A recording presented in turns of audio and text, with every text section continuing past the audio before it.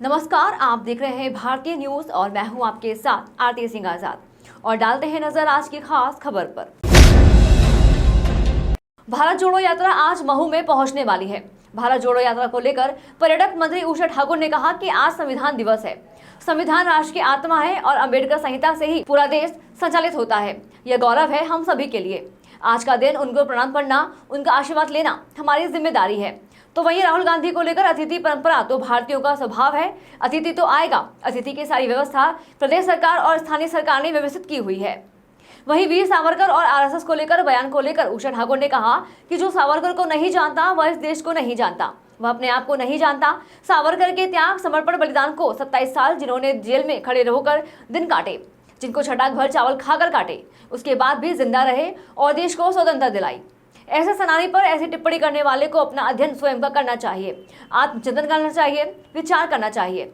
वह बोल क्या रहा है? यह निकले तो है भारत जोड़ो यात्रा लेकर, पर देश की जनता ही इनसे सवाल पूछ रही है।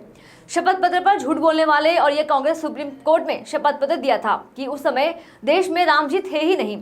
जो इतना झूठ बोल सकते हैं तो वह और उनकी बात का किस तरह से यकीन किया जा सकता है।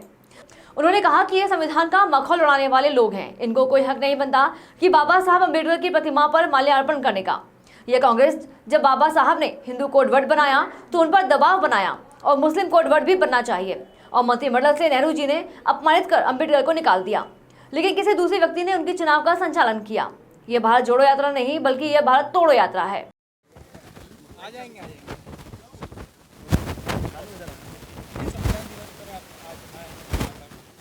जी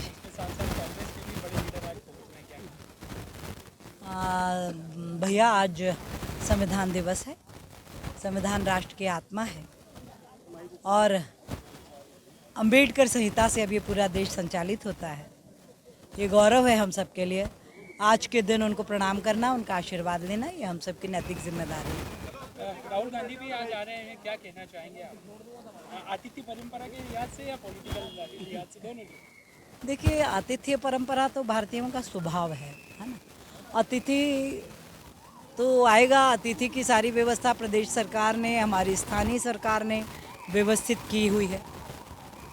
सावरकर जी को लेकर जो बयान राहुल गांधी ने दिया, उसको आप किस नजरिए से? मैं उनके किन किन बयानों की बात करूं? जो सावरकर को नहीं जानता वो इस देश को नहीं जानता, अपने आप को नहीं जानता। सावरकर की त्याग, तपस्या, बलिदान कोई सपने में सोच भी नहीं सकता।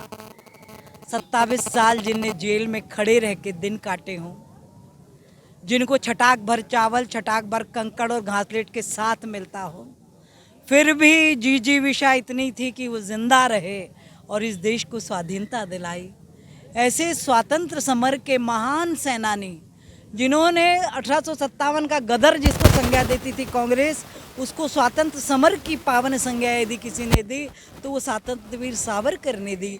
उनके बारे में ऐसी टिप्पणी करने वाले को अपना अध्ययन स्वयं का करना चाहिए, आत्मचिंतन करना चाहिए, विचार करना चाहिए कि हम बोल क्या रहे हैं।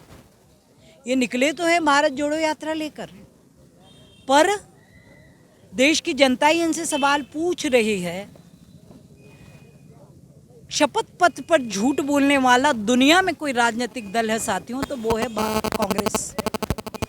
कांग्रेस ने सुप्रीम कोर्ट में शपथ पत्र दिया था। आप सबको भी याद होगा, आप लोग भी छोटे रहे होंगे। उस समय इन्होंने कहा कि राम जी देश में हुए ही नहीं। जो इतना बड़ा झूठ बोल सकता है, अब वो और उसकी किसी बात का कोई क्या यकीन करे, ये हमको आपको विचार करना चाहिए।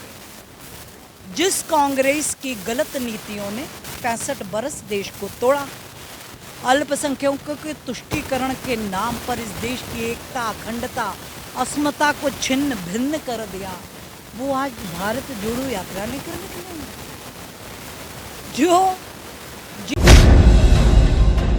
खबरों का सिलसिला लगातार जारी है। बने रहें भारतीय न्यूज के साथ। नमस्कार।